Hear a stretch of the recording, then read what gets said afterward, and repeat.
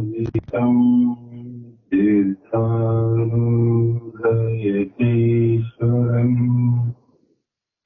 शिष्यप्रशिष्यरूपेण बोधकं गुरुमाश्रये यदङ्घ्रिकमलद्वन्द्वं तापत्रयनिवारकम्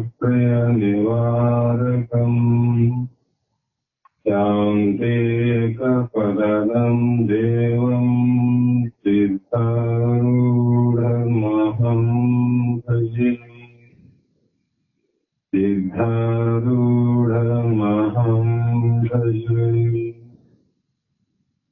जगदादि जगद्गुरु सिद्धारूढ महास्वामिಗಳ आरूढ ज्योति शिवपुत्र महास्वामिಗಳ ಶ್ರೋತ್ರಿಯ ಬ್ರಹ್ಮನಿಷ್ಠ ಬ್ರಹ್ಮಲೀಲಾ ಬಸವಾನಂದರ ಶ್ರೀ ಚರಣಗಳಿಗೂ ಅನಂತ ದೀಪ್ಯ ದಂಡ ಪ್ರಣಾಮಗಳನ್ನು ಸಮರ್ಪಿಸುತ್ತ ಸದ್ಗುರು ಸಿದ್ಧಲಿಂಗಪ್ಪ ತಾತ ಗಪಗಲ್ ಇವರನ್ನು ಮನದು ಧ್ಯಾನಿಸುತ್ತ ತಮ್ಮೆಲ್ಲರಿಗೂ ವಂದಿಸುತ್ತ ವಿವೇಕತನ್ನಿ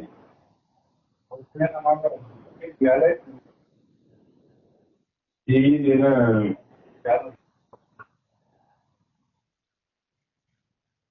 ಶ್ರಾವಣ ಮಾಸದ ಅಂಗವಾಗಿ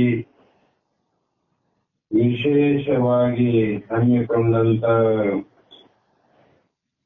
ಹಲವು ಮಹಾತ್ಮರ ಜೀವನ ಚರಿತ್ರೆಯಲ್ಲಿ ಯಾವ ಆರೂಢ ಜ್ಯೋತಿ ಶಿವಪುತ್ರ ಮಹಾಸ್ವಾಮಿಗಳ ಟೀಕಾ ತಾತ್ಪರ್ಯವನ್ನು ರಚಿಸಿ ಷಟ್ಶಾಸ್ತ್ರಗಳ ಮುಖಾಂತರ ಕನ್ನಡಿಗರಿಗೆ ಮಹಾ ಉಪಕಾರವನ್ನು ಮಾಡಿದಂತ ಶ್ರೀಮನ್ ನಿಜಗುಣ ಶಿವಯೋಗಿಗಳ ಜೀವನ ಆಧಾರಿತ ಕಾದಂಬರಿ ರೂಪ ಜ್ಯೋತಿ ಬೆಳಗುತ್ತಿದೆ ಎನ್ನುವ ಗ್ರಂಥಕ್ಕೆ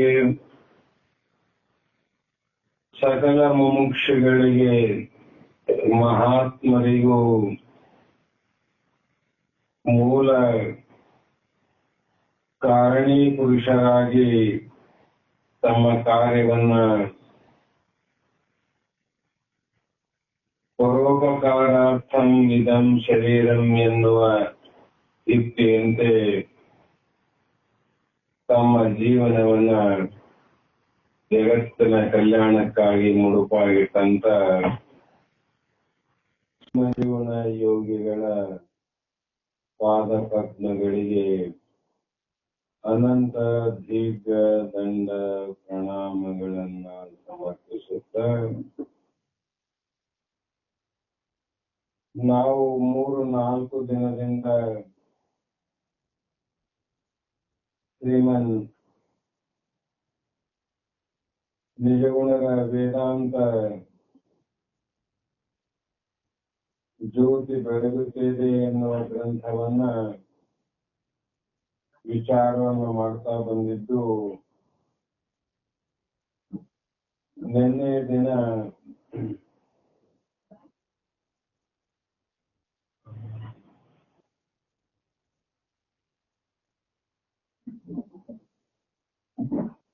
ಆ ಒಂದು ಮಾಂಡಲಿಕ ರಾಜನ ಮಗನಿಗೆ ಭಯಂಕರವಾದ ಉರಿ ರೋಗ ಅಂಟಿಕೊಂಡಾಗ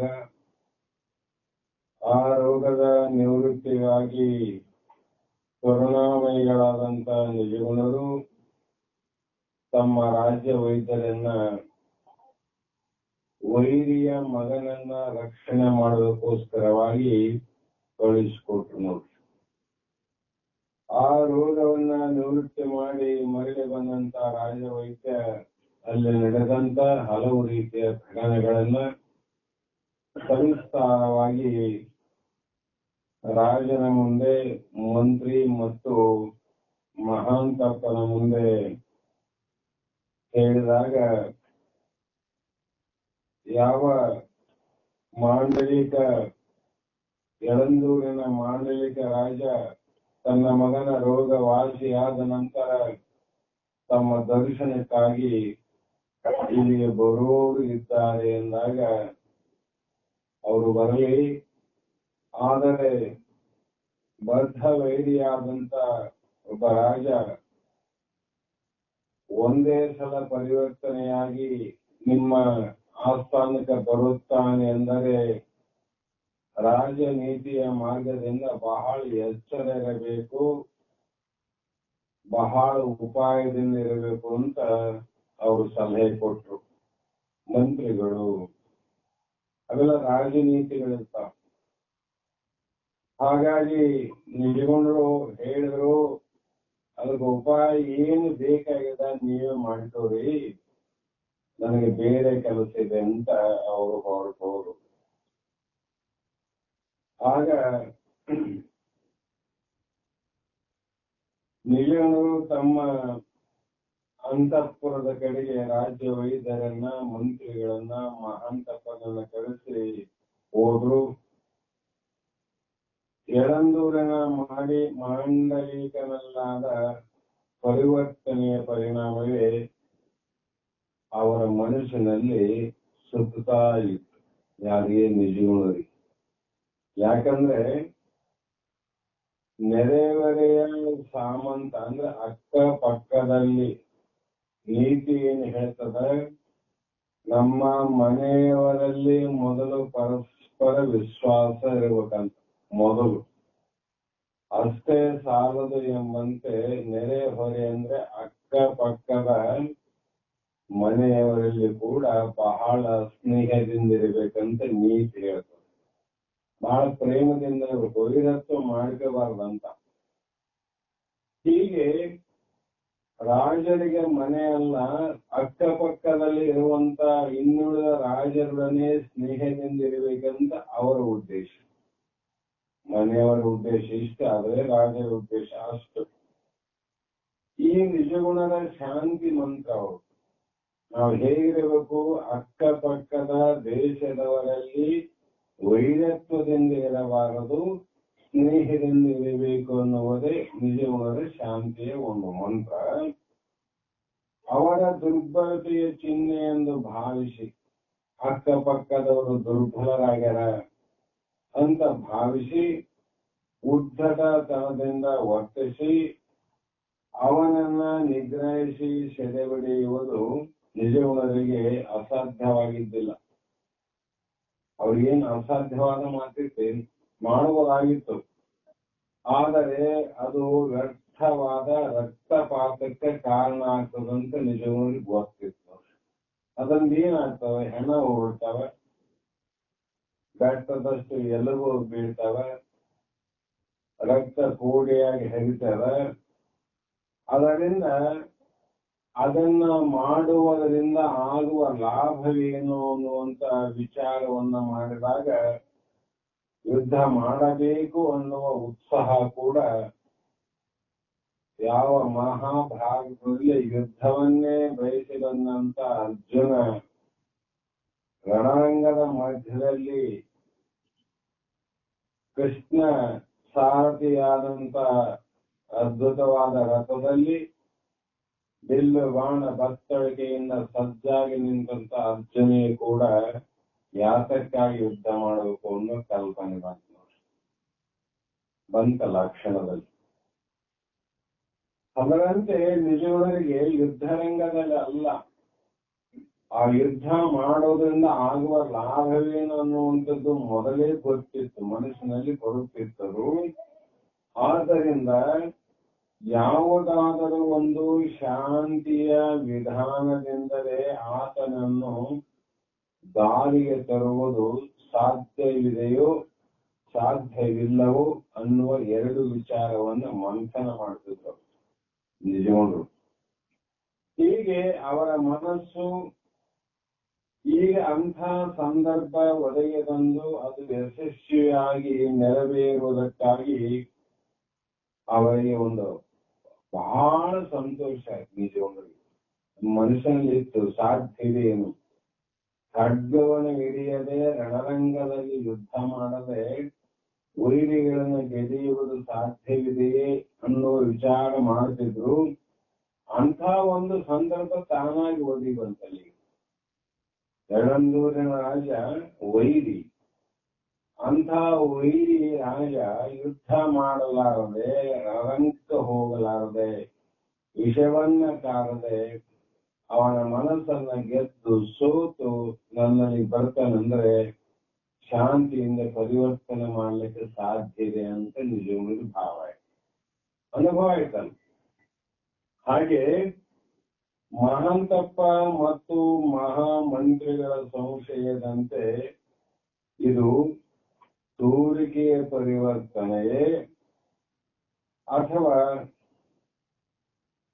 ನಿಜವಾದ ಪರಿವರ್ತನೆಯೇ ಅನ್ನುವಂತ ಸಂಶಯ ನಿಜವಾಗ್ಲೂ ಸಹ ಬಂತಂತ ನೋಡ್ರಿ. ನಮ್ಮಲ್ಲಿ ಹೆಂಗ್ ಬರಂಗಿಲ್ಲ. ಮಹಾಂತಪ್ಪ ಮಂತ್ರಿ ಹೇಳ್ತಿರಲ್ಲ, ಸ್ವಲ್ಪ ಅವರು ಜಾಗೃತೆಯಾಗಿರಬೇಕು. ನಿಜವಾಗಿ ಪರಿವರ್ತನೆಯಿಂದ ಬರ್ತಾರೋ ಅಥವಾ ಮನಸ್ಸಿನಲ್ಲಿ ಯಾವುದೋ ಒಂದು ದ್ವೇಷವನ್ನು ಇಟ್ಕೊಂಡು ಬರ್ತಾರೋ ಅನ್ನುವುದನ್ನ ವಿಚಾರ ಮಾಡಬೇಕು ಅಂತ ಹೇಳಿದ ಒಂದು ಮಾತು ನಿಜಗುಣರ ಇಷ್ಟು ಶಾಂತಿಯ ಖಡ್ಗದಿಂದ ಸರ್ವರ ಹೃದಯವನ್ನು ಗೆಲ್ಲುವಂತ ಸಾಮರ್ಥ್ಯ ಇದ್ದವರು ಕೂಡ ಅನಿಸ್ತು. ಅವ್ರು ಹೇಳಿರಲ್ಲ, ಅದರಂಗ ನಿಜವಾಗಿ ಪರಿವರ್ತನೆಯಿಂದ ಬರ್ತಾರೋ ಅಥವಾ ತೋರಿಕೆಯ ಪರಿವರ್ತನೆಯಿಂದ ಬರ್ತಾರೋ ಅನ್ನುವಂತ ಮನಸ್ಸು ಕೂಡ ಹೇಳ್ತಿತ್ತು. ಆದರೆ ನಿಜವಾಗ್ಲೂ ವಿಚಾರವಂತರು ಮಂದಿ ಮಾತು ಬಹಳ ಕೇಳ್ತಿದ್ರು, ತಮ್ಮ ವಿಚಾರವನ್ನು ತಾವು ಬಿಡ್ತಿದ್ದಿಲ್ಲ. ಅವರು ವಿಚಾರ ಮಾಡಿದ್ರು, ರಾಜ ವೈದ್ಯ ಇಲ್ಲಿಂದ ಹೋಗಿ ಆ ರಾಜನ ಮಗನಿಗೆ ಮಾಡಿದ ಆರೈಕೆ, ಆತನ ಮಗನಿಗೆ ವಾಸ ಮಾಡಿದ ಒಂದು ಪದ್ಧತಿ ಉಪಕಾರವನ್ನು ನೆನೆದರೆ ಯಾರು ಕೂಡ ದ್ವೇಷ ಇಟ್ಟುಕೊಂಡು ನಮ್ಮಲ್ಲಿ ಬರ್ಲಿಕ್ಕಿಲ್ಲ. ಉಪಕಾರ ಅಂತ ಉಪಕಾರ ಆಗ್ಯದ, ಅವರು ಅನ್ಕೊಂಡಂಗೆ ದ್ವೇಷ ಇಟ್ಟುಕೊಂಡು ಬರಲಾರರು ಅನ್ನುವ ಮಾತನ್ನ ಅವರು ಮನಸ್ಸು ಹೆಚ್ಚಾಗಿ ಈ ಕಡೆ ವಿಚಾರದಲ್ಲಿ ಬರ್ತಾ ಇತ್ತು. ಅವರು ವಿಚಾರ ಮಾಡಿದ್ರು. ಕಾರಣ ಏನಂದ್ರೆ, ಪ್ರತ್ಯಕ್ಷ ಕಂಡರೂ ಪ್ರಮಾಣಿಸಿ ನೋಡಬೇಕು ಅನ್ನುವ ಮಾತಿದೆ. ಇವೆಲ್ಲ ಮಹಾತ್ಮರು, ಜ್ಞಾನಿಗಳು, ಪುಣ್ಯಾತ್ಮರುಗಳು ಬಹಳ ಶ್ರದ್ಧೆಯಿಂದ ನಂಬಿದ ವೇದ ವಾಕ್ಯಗಳ ಸಮಾನ. ಈಗ ಹೇಳ್ತದಂದ್ರೆ ನೋಡೋಣ, ಹತ್ತಿರದಿಂದ ನೋಡಿದರೆ ಆತನ ವರ್ತನೆಯಿಂದಲೇ ಆತನ ಯೋಗ್ಯತೆ ಏನು ಎಂಬುದನ್ನ ಕಂಡು ಹಿಡಿಯಬಹುದು ಅನ್ನುವ ಒಂದು ನಿರ್ಧಾರಕ್ಕೆ ಬಂದವು. ಬಹಳ ಯೋಚನೆ ಹಾಕೊಂಡು ಹೋಗ್ಬೇಕು. ಸಮೀಪ ಬಂದಾಗ ಅವರ ವರ್ತನೆಗಳೇನಾವ, ಅವರ ನಡೆ ನುಡಿಗಳೇನಾವ, ಮಾತು ಕ್ರಿಯೆಗಳೇನಾವ, ಅದರಿಂದ ಕಂಡು ಹಿಡಿಯಬಹುದು ಎಂಬ ನಿರ್ಧಾರಕ್ಕೆ ಬಂದು ಯೋಚನೆ ಮಾಡಿಬಿಟ್ರು. ಇಷ್ಟು ಅನ್ನೋರಾಗಿ ಅವರು ಈ ಗಾಳಿಪುರದ ನಿಜಗುಣರ ಅರಮನೆಗೆ ಬರುವಂತ ದಿನ ಬಹಳ ದೂರ ಇಳ್ಕೊಳ್ಳಿದ್ದಿಲ್ಲ. ಆ ಕ್ಷಣದಲ್ಲಿ ಅವರು ರಾಜ ವೈದ್ಯರ ಬಳಿಯಲ್ಲಿ ಹೇಳಿದಕ್ಕಿಂತ ಮುಂಚಿತವಾಗಿಯೇ ಆತ ಆಗಮಿಸಿದ.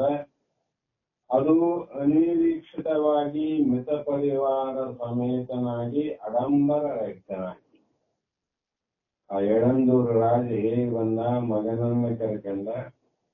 ಮಿತ ಪರಿವಾರ, ಮಿತ ಅಂದ್ರೆ ಸಾಮಾನ್ಯ ಪರಿವಾರದಿಂದ, ಬಹಳಷ್ಟು ಆಡಂಬರವಾಗಿಲ್ಲದೆ ಮಿತವಾಗಿ ಹಿತವಾಗಿ ಸ್ವಲ್ಪ ಜನರನ್ನ ಕರೆಕೊಂಡು ಆಡಂಬರ ರಹಿತನಾಗಿ ಒಂದು ದಿನ ನಿಜಗಣರು ತಮ್ಮ ಅಭ್ಯಾಸದ ಕೋಣೆಯಲ್ಲಿ ಪಂಡಿತರೊಡನೆ ಚರ್ಚೆಯಲ್ಲಿ ತೊಡಗಿದ್ರು. ನಿಜವಾದ ಚರ್ಚೆ ಯಾರ ಜೊತೆ ನಿಂತಿತ್ತು ಅಂದ್ರೆ ಪಂಡಿತರ ಜೊತೆ. ಪಂಡಿತರಂದ್ರೆ ಆಸ್ಥಾನ ಪಂಡಿತರು. ಆ ಆಸ್ಥಾನ ಪಂಡಿತರಲ್ಲಿ ತಮ್ಮ ಚರ್ಚೆಗಳು ನಡೀತಿದ್ವು. ಆ ಚರ್ಚೆ ಹೇಗಿತ್ತು ಅಂದ್ರೆ ಅದು ರಾಜನೀತಿಯ ಪರವಾಗಿ, ರಾಜ ಧರ್ಮದ ಪರವಾಗಿ ಮತ್ತು ಪ್ರಜೆಗಳನ್ನ ಯಾವ ರೀತಿ ಸಂರಕ್ಷಣೆಯನ್ನ ಮಾಡಬಹುದು ಅನ್ನುವ ಯೋಚನೆಯನ್ನ ಪ್ರತಿದಿನ ಮಾಡ್ತಿದ್ರು. ಈಗ ಸರ್ಕಾರದವರು ಅರ್ಜೆಂಟ್ ಆಗಿ ಮೀಟಿಂಗ್ ಮಾಡ್ತಾರಂತಲ್ಲ, ಸಿಎಂ ಮೀಟಿಂಗ್ ಇದೆ, ಗೃಹ ಸಚಿವರು ಮೀಟಿಂಗ್ ಮಾಡ್ತಾರೆ, ಅದರಿಂದ ಅವರು ಮಾಡ್ತಿದ್ರು. ಅಂತಹ ಸಮಯದಲ್ಲಿ ಅರ್ಜೆಂಟ್ ಆಗಿ ಮಹಾಂತಪ್ಪ ಒಳಗೆ ಬಂದ. ಪಂಡಿತರು ಚರ್ಚೆ ನಡೆದಿತ್ತು, ಮಹಾಂತಪ್ಪ ಬಂದ. ಸ್ವಲ್ಪ ಮುಖದಲ್ಲಿ ಆತುರದಿಂದ ಬಂದಂತೆ ಕಂಡಿತು. ಬಂದು ನಮಸ್ಕಾರವನ್ನು ಮಾಡದ. ಮಾಡಿ, ಮಹಾಸ್ವಾಮಿ, ಒಂದು ವಿಶೇಷ ಸಮಾಚಾರವನ್ನು ನಿಮ್ಮ ಮುಂದೆ ಅರಿಕೆ ಮಾಡಿಕೊಳ್ಳಲು ಅಂದ್ರೆ ನಿಮಗೆ ತಿಳಿಸಿ ಹೋಗಲು ಅಥವಾ ನಿಮ್ಮಲ್ಲಿ ಬೇಡಿಕೊಳ್ಳಲು ನಾನು ಬಂದಿದ್ದೇನೆ. ಆದರೆ ರಾಜಕೀಯದ ಸಮಾಚಾರ ಅಂದ. ನಾನು ಯಾವ ಸಮಾಚಾರ ಬಂದಿದ್ದೆ? ರಾಜಕೀಯ ಸಮಾಚಾರಕ್ಕಾಗಿ.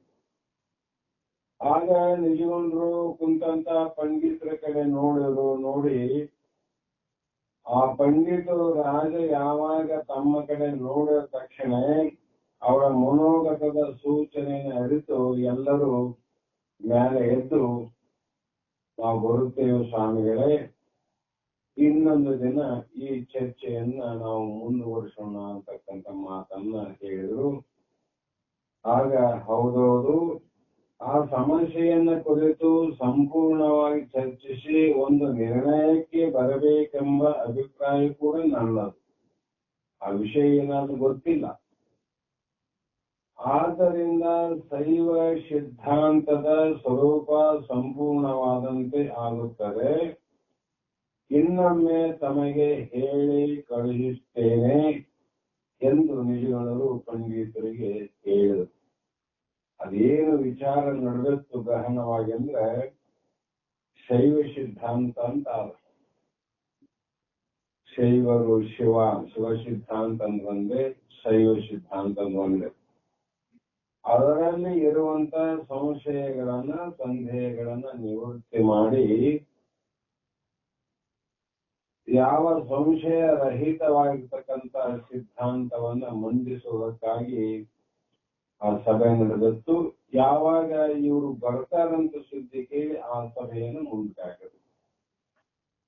ಆ ಅಗತ್ಯವಾಗಿ ಆಗಬಹುದು ಸ್ವಾಮಿಗಳಂತ ಹೇಳಿ ನಮಸ್ಕಾರ ಮಾಡಿ ಹೋದ್ರು. ಆಮೇಲೆ ನಿಜವಾದ ಮಹಾಂತಪ್ಪನ ಕಡೆ ತಿರುಗಿ ನೋಡಿದ್ರು. ಏನು ಮಂತಪ್ಪ, ಆಗಲೇ ಏನು ಹೇಳಕ್ ಬಂದಿದ್ದಲ್ಲ, ಏನು ಸಮಾಚಾರ ಅಂದ್ರು. ಏನು ಸಮಾಚಾರ? ಆವಾಗ ಇಳಂದೂರಿನ ಮಾಂಡಕರು ಬರುತ್ತಿದ್ದಾರಂತೆ ಸ್ವಾಮಿ. ಇಳಂದೂರು. ಆಗ ಹೌದೇನು, ಅವರನ್ನು ನಾವು ನಿರೀಕ್ಷಿಸಿದ್ದರೂ ಇಷ್ಟು ಜಾಗೃತೆ ಬರಬಹುದೆಂದು ಭಾವಿಸಿರಲಿಲ್ಲ. ರಾಜವೈದ್ಯ ಹೇಳಿದಾಗ ಬರ್ತಾರಂತ ಅನ್ಸಿತ್ತು, ಇಷ್ಟು ಬೇಗ ಬರ್ತಾರಂತ ನಾನು ಅನ್ಕೊಂಡಿದ್ದಿಲ್ಲ. ಬಹಳ ಮಿತವಾದ ಪರಿವಾರದಿಂದ ಕೂಡಿ ಹೇಗೆ ಬಂದಾರ ಅವರು ಅಂದ್ರೆ, ಮಿತವಾದ ಪರಿಹಾರದಿಂದ ಕೂಡಿ ಸಾಮಾನ್ಯರಂತೆ ಬಂದ ಅವರನ್ನು ನಮ್ಮ ರಾಜ್ಯದ ಕಾವಲುಗಾರರು ಪಟ್ಟಣದ ಮಹಾದ್ವಾರದಲ್ಲಿ ತಡೆ ಹಿಡಿದಿದ್ದಾರಂತೆ. ಅವ್ರು ಸಾಮಾನ್ಯರು ಬಂದಾಗ ಬಂದ್ ಹೆಂಗ್ ಕೇಳ್ತಾರೆ, ಹಿಡಿದ್ರ ಯಾರು ನೀವಂತ. ಆಗ ಅವರೆಲ್ಲ ತಮ್ಮ ಪರಿಚಯನ್ನ ಹೇಳಿದಾಗ ಮುಂದೆ ಬಂದಾರ ಅಂದಾಗ ಈಗೆಲ್ಲರೂ ಸತ್ಯಂತ ಕೇಳಿದ್ರು. ಅವರನ್ನು ಒಳಗೊಂಡು ಬರುವಂತೆ ನಮ್ಮವರನ್ನ ಕಳುಹಿಸಿ ನಾನಿತ್ತ ಬಂದೆ, ತಮಗೆ ತಿಳಿಸಲು ಮಹಾಂತಪ್ಪ ಹೇಳಿದ ಅಂತ ಹೇಳಿದ್ರಿಂದ ಈ ಸಮಸ್ಯೆ ಆಗಿದೆ ಅಂತ ನಮ್ಮವ್ರನ್ನ ಕಳಿಸಿ ತಡೆದವರನ್ನ ಬಿಡುಗಡೆ ಮಾಡಿಸಿ ನಮ್ಮವರ ಜೊತೆಯಲ್ಲಿ ಅವರನ್ನ ಕರ್ಕೊಂಡು ಬರಕ್ಕೆ ಹೇಳಿ ನಿಮ್ಮಲ್ಲಿ ಬಂದಿನ ಅಂತ ಹೇಳಿದ. ಆಗ ಬಹಳ ಒಳ್ಳೇದಾಯ್ತು. ಬಂದ ನಂತರ ಅವರನ್ನು ಯೋಗ್ಯವಾದ ರೀತಿಯಿಂದ ಸತ್ಕರಿಸಿ ಸತ್ಕಾರ ಮಾಡಿ ನಮ್ಮ ಮಂತ್ರಾಲೋಚನೆಯ ಚಿಕ್ಕ ದರ್ಬಾರ್ ಕೋಣೆಗೆ ಕರೆದುಕೊಂಡು ಬರುವ ಏರ್ಪಾಡನ್ನು ನೀವು ಮಾಡ್ರಿ. ಅಷ್ಟರಲ್ಲಿ ನಾನು ಅಲ್ಲಿಗೆ ಬಂದಿರುತ್ತೇನೆ. ಮಂತ್ರಿಗಳಿಗೂ ಅಲ್ಲಿಗೆ ಬರ್ಲಿಕ್ಕೆ ಹೇಳ್ರಿ. ಹಾಗೆಯೇ ಅವರ ಮಗನನ್ನ ನೋಡಿದ ವೈದ್ಯರನ್ನು ಕೂಡ ಅಲ್ಲಿ ಬರ ಹೇಳಕ್ಕೆ ಅಂತ ಹೇಳಿ ದೇವರು ಅಪ್ಪಣೆ ಮಾಡಿದ್ರು. ಆಗ ಆಗಬಹುದು ಅಂತ ಹೇಳಿ ಮಹಂತಪ್ಪ ರಾಜರು ಹೇಳಿದಂತೆ ಮುಂದಿನ ಸಿದ್ಧತೆಗಾಗಿ ಆತನು ಹೋದ. ಆಗ ಇತ್ತ ಕಡೆ ಮಾಂಡಲಿಕ ಮತ್ತು ಆತನ ಮಗನನ್ನು ಕರೆದುಕೊಂಡು ಮಂತ್ರಿಗಳ ಜೊತೆಯಲ್ಲಿ ನಿಜಗುಣರ ಮಂತ್ರಾಲೋಚನೆಯ ಕೊಠಡಿಯ ಕಡೆಗೆ ಹೊರಡುವ ವೇಳೆಗೆ ನಿಜಗುಣ ಹೇಳಿದ್ರೆ ನೀನ್ ಕರ್ಕೊಂಡು ಬಾ ಹಾಕೋಳಿಗೆ ಅಂತ ಕರ್ಕೊಂಡು ಹೋಗುವಾಗ ನಿಜಗುಣರು ಆಗಲೇ ಬಂದು ಅಲ್ಲಿ ಇವರನ್ನು ಎದುರು ನೋಡ್ತಿದ್ರು. ಇವರೇ ಮೊದಲು ಹೋಗಿದ್ರಲ್ಲಿ. ರಾಜ್ಯ ವೈದ್ಯರೊಡನೆ ಬಲಿಷ್ಠರಾದ ಇಬ್ಬರು ಅಂಗರಕ್ಷಕರು ಸಾಮಾನ್ಯ ಸೇವಕರಂತೆ ರಾಜಪೀಠದ ದೂರದ ಅಕ್ಕಪಕ್ಕದಲ್ಲಿ ಕೈ ಕಟ್ಟಿ ನಿಂತಿದ್ರು. ಅಂಗರಕ್ಷಕರು ರಾಜರಿಗೆ. ಆಗ ಮಾಂಡಲಿಕನು ಕೋಣೆಯಲ್ಲಿ ಕಾಲು ಇಡುವುದನ್ನು ಕಾಣುತ್ತಿದ್ದಂತೆಯೇ ನಿಜಗಣರು ಎದ್ದು ನಿಂತು 4 ಹೆಜ್ಜೆ ಮುಂದೆ ಹೋದರು. ನೋಡಿ, ಎಂಥ ಕಿಂಕರ್ತು ಭಾವ. ಅವರೇ ಮುಂದೆ ಹೋದ್ರು. ಹೋಗಿ ಆತನನ್ನ ಸ್ವಾಗತಿಸಲು ಅಷ್ಟರಲ್ಲಿ ಆತನ ಬಳಿಗೆ ಬಂದು ಅವರಿಗೆ ನಮಸ್ಕರಿಸುವುದಕ್ಕಾಗಿ ಆ ಯಳಂದೂರಿನ ರಾಜ ತಾನು ಬಾಗಿದ ನಮಸ್ಕಾರ ಮಾಡಕ್ಕೆ. ಅವಾಗ ಛೇ, ನೀವು ಹೀಗೆ ಮಾಡುವುದು ಮಾಂಡಲಿಕರೇ, ನೀವು ಹಿರಿಯರು ಎನ್ನುತ್ತಾ ಅವನನ್ನ ಮೇಲಕ್ಕೆತ್ತಿದರು ನಿಜಗುಣ ಮಹಾಸ್ವಾಮಿ. ಆದ್ಮೇಲೆ ಇನ್ನೊಬ್ಬರ ಮಾಡಿ ನಮಸ್ಕಾರ ಮಾಡಂತಿದ್ರು. ನನ್ನ ಹಿರಿಯರು ನೀವು ನಮಸ್ಕಾರ ಮಾಡಬಹುದಂತ ಎತ್ತಿರು ಗುಜಾಡಿದು. ಅವಾಗ ಹೇಳ್ದ, ನನ್ನ ಹಿರಿಯತನ ಕೇವಲ ವಯಸ್ಸಿನ ಮಹಾರಾಜರೇ, ನನಗ ವಯಸ್ಸಿನಿಂದ ಹಿರಿಯನಾಗಿ ಮನಸ್ಸಿನಿಂದ ಬಹಳ ಚಿಕ್ಕವನಿದ್ದೇನೆ. ಹಾಗಾಗಿ ನಿಮ್ಮ ಹಿರಿಯತನದ ಮುಂದೆ ಅದು ಅಲ್ಪವಾದದ್ದು. ನೀವು ವಯಸ್ಸಿನಲ್ಲಿ ದೇಹ ದೃಷ್ಟಿಯಿಂದ ಚಿಕ್ಕವರು, ಜ್ಞಾನ ದೃಷ್ಟಿಯಿಂದ ಹಿರಿಯರು. ಅದಕ್ಕೆ 100 ವರ್ಷವಾದರೆ ಅಂತಲ್ಲ, 3 ವರ್ಷವಾದರೆ. ಅವರಂತೆ ಜ್ಞಾನಕ್ಕ ವಯಸ್ಸಿನ ಇತಿ ಮಿತಿ ಇಲ್ಲ. ಆಚಾರ್ಯ ಶಂಕರರಿಗೆ ಎಷ್ಟು ವರ್ಷ ಆಗಿತ್ತು, ಸಂತ ಜ್ಞಾನದೇವನಿಗೆ ಎಷ್ಟು ವರ್ಷ ಆಗಿತ್ತು. ಹಾಗಾಗಿ ಇನ್ನೂ ಅನೇಕ ಮಂದಿ ದೃಷ್ಟಾಂತ ಸಿಗ್ತಾವ, ಇಲ್ಲ ಅಂತಲ್ಲ. ನನ್ನ ಬುದ್ಧಿ ಅಲ್ಪವಾದದ್ದು ಎಂದು ಮಾಂಡಲಿಕ ತನ್ನ ಮಗನ ಕಡೆ ತಿರುಗಿದಾಗ ಆ ಮಗನಿಗೆ ಸೋಂಕನೆ ಗೊತ್ತಾಯ್ತು. ಈತನನ್ನ ನೀವು ಬದುಕಿಸಿ ನನ್ನನ್ನೂ ಉಳಿಸಿದ್ದೀರಿ. ಈತ ನನ್ನವನು ಅಲ್ಲ, ನಿಮ್ಮ ಕರುಣೆಯ ಶಿಶುವೆಂದು ತಿಳಿದು ಹರಸಬೇಕು ಅಂತ ಅನ್ನುತ್ತಿದ್ದಂತೆ ನಿಜಗುಣರು ಆ ಯಳಂದೂರಿನ ರಾಜನನ್ನ ಗಟ್ಟಿಯಾಗಿ ಎತ್ತಿಕೊಂಡ್ರು. ನೋಡಿ, ಮನಸ್ಸು ಕರಗುವಂತ ಮಾತುಗಳು. ಏನಾದರೂ ಕರಗಿಸಬಹುದು. ಬಂಗಾರ ಕರಗ್ತದ, ಕಬ್ಬಿಣ ಕರಗ್ತದ, ಮಣ್ಣು ಕರಗ್ತದ, ಇನ್ನೂ ವಜ್ರ ಕೂಡ ಕರಗ್ತದಂತ ಬರೆದ. ಆದರೆ ಮನಸ್ಸು ಕರಗಬೇಕಾಗಿದ್ರೆ ಯಾವ ಅಗ್ನಿಯಿಂದಾಗಲಿ ಬೇರೆ ಯಾವ ರಾಸಾಯನಿಕ ವಸ್ತುವಿನಿಂದ ಕರಗಿಸ್ಲಿಕ್ಕೆ ಬಂದಂತ ಬರುತ್ತದೆ. ಎದರಿಂದ ಕರಗ್ತದ ಅಂದ್ರೆ ಇದು ಕರುಣೆಯಿಂದನೇ ಕರಗುವುದು ವಿನಃ ಕರುಣೆ ಇಲ್ಲದವನ ಹೃದಯದಲ್ಲಿ ತನ್ನ ಮನಸ್ಸು ಕರಗುವುದಿಲ್ಲ, ಅನ್ಯರ ಮನಸ್ಸು ಕೂಡ ಕರಗುವುದಿಲ್ಲ. ಹಾಗಾಗಿ ಈತನ ಪರಾಕ್ರಮವನ್ನು ನಾನು ಕೇಳಿನಪ್ಪ, ದೇವರು ಹೇಳ್ತಾರೆ ಎಂದು ಅವನ ಬೆನ್ನನ್ನ ತಟ್ಟುತ್ತಾ ಇಂದಿನಿಂದ ಇವನು ನನಗೊಬ್ಬ ಸಹೋದರ, ನಿನ್ ಮಗ ನನಗೊಬ್ಬ ಸಹೋದರ, ನಾವು ಅಣ್ಣ ತಮ್ಮರಿದ್ದಂಗ, ನಾವು ಇಬ್ಬರು ಅಣ್ಣ ತಮ್ಮಂದರ ಮೇಲೆ ನಾವಿಬ್ಬರು ನಿಮ್ಗ ಮಕ್ಕಳಂತ ನೀವು ತಿಳ್ಕೊಂಡ. ನಾವು ಅಣ್ಣ ತಮ್ಮ ಆದ್ಮೇಲೆ ನಿಮ್ಗೆ ಮಕ್ಕಳಲ್ಲ. ಅಂದ್ರೆ ಯಾವ ಮಟ್ಟದಲ್ಲಿ ಆ ಹೃದಯ ಕರಗುವಂತ ಮಾತುಗಳಂತವು, ಎಂಥ ಮಾತುಗಳು. ಆಗ ಆ ಮಾತುಗಳೆಲ್ಲ ಕೇಳುತ್ತಾ ವೃದ್ಧ ಮಾಂಡಲೀಕನ ಕಣ್ಣುಗಳಲ್ಲಿ ಆನಂದ ಬಾಷ್ಪಗಳು ತುಂಬಿದವು. ಗರ್ಭದ ಕಂಠದಿಂದ ಅಳುತ್ತಾ ಹೇಳ್ದ, ನಿಜ ಆ ವಯಸ್ಸೇನು ನನಗಾಗಿದೆ, ಆದರೆ ಆ ಯೋಗ್ಯತೆಯನ್ನು ಮಾತ್ರ ನಾ ಪಡೆದಿಲ್ಲ. ನಿಮಗೆ ಇಬ್ಬರಿಗೆ ತಂದೆಯಾಗಿ ವಯಸ್ಸು ಪಡೆದಿನಿ, ಆದರೆ ಆ ನಿಮ್ಮಂತ ಮಕ್ಕಳನ್ನ ಪಡೆಯುವಂತ ಯೋಗ್ಯತೆ ನಾ ಪಡೆದಿಲ್ಲ ಅಂತ. ಅಂದ್ರೆ ನಾನ್ ನಿಮ್ಗೆ ತಂದೆ ಅಂತ ಹೇಳಕ್ಕೆ ಅಯೋಗ್ಯ ಅಲ್ಲ, ನಾನು ಅಯೋಗ್ಯ ಇದ್ದೀನಿ. ಅದಕ್ಕಾಗಿ ನಿಮ್ಮ ಅಪಾರವಾದ ಕರುಣೆಯ ಪ್ರಭಾವದಿಂದ ಈಗ ನನ್ನಲ್ಲಿ ಮನುಷ್ಯತ್ವದ ಶೆಲೆ ಕುಡಿಯುವುದಿದೆ. ನಿಮ್ಮ ಪ್ರಭಾವದಿಂದ, ನಿಮ್ಮ ಮಾತಿನಿಂದಾಗಲಿ, ನಿಮ್ಮ ಸ್ಪರ್ಶದಿಂದಾಗಲಿ, ನಿಮ್ಮ ದರ್ಶನ ಭಾಗ್ಯದಿಂದಾಗಲಿ ಈಗ ಮನುಷ್ಯನಾಗಿದ್ದೆ, ಮನುಷ್ಯತ್ವದ ಶೆಲೆ ಕುಡಿಯುವುದಿದೆ.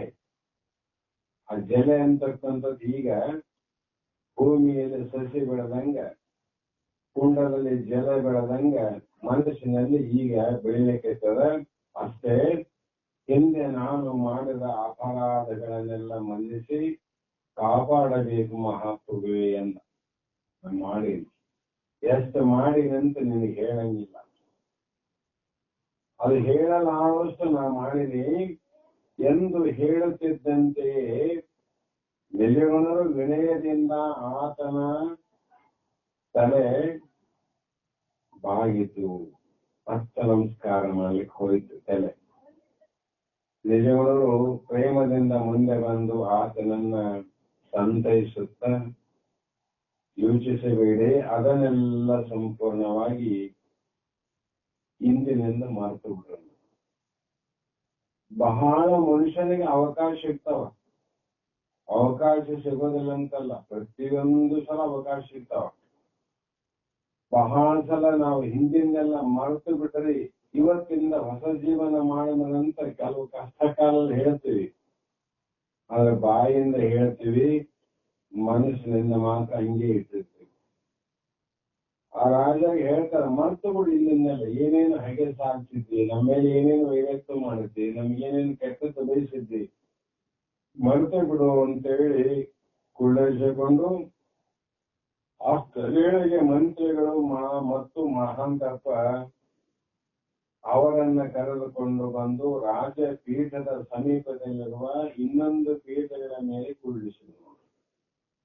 ಯಾಕೆ ಅವರು ರಾಜ ಸಮಾನರು, ಕೆಳಗೆ ಕೂಡಿಸೋದು ಸರಿಯಲ್ಲ ಅಂತ ಕೂಡಿಸಿ ನಿಜಗಣರ ಜೊತೆಯಲ್ಲೇ ತಾವು ಕುಳಿತರು.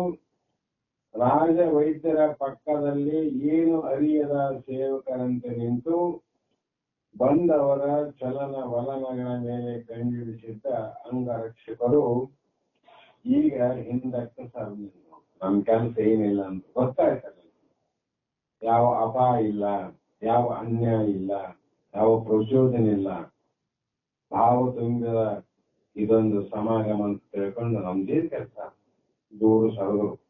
ಅಲ್ಲಿವರೆಗೂ ಕಣ್ಣಲ್ಲಿ ಕಣ್ಣಿಟ್ಟು ಕಂಬ ನಿಂತಿದ್ರು, ಯಾವ ಸಮಯದಲ್ಲಿ ಏನಾಗ್ತದ ಗೊತ್ತಿಲ್ಲ ಅಂತ. ಮಾಂಡಲಿಕನ ದೃಷ್ಟಿಯೇ ರಾಜ್ಯ ವೈದ್ಯರನ್ನ ಸಂಧಿಸುತ್ತಿದ್ದಂತೆಯೇ ಆ ದಿನದ ಸನ್ನಿವೇಶವನ್ನ ನೆನೆದುಕೊಳ್ಳುತ್ತಾ, ಈ ಯಾವುದರಿಂದ ಬಂತು ಆ ದಿನದ ಕಾರ್ಯ ಹೇಳಿದ್ರು. ಆ ಕಾರಣ ಒಂದು ಮೃತ್ಯುವಿನ ಕರಾಳ ಛಾಯೆ ಆವರಿಸಿದಾಗ ಇವರು ನಿಮ್ಮಯ ಕರುಣೆ ಮೂರ್ತಿ ವ್ಯರ್ಥ ಬಂದಂತೆ ಆಗಮಿಸಿದರು. ನಿಮ್ಮ ಸಂಕಲ್ಪದಂತೆ ನನ್ನ ಮಗನನ್ನ ಉಳಿಸಿದ್ರು ಅಂತ ರಾಜ್ಯ ವೈದ್ಯರನ್ನ ನೋಡಿ ಅಲ್ಲಿ ಬಂದು ಅವರು ಮಾಡಿದ ಉಪಕಾರವನ್ನ ರಾಜನ ಮುಂದೆ ಹೇಳ್ತದ.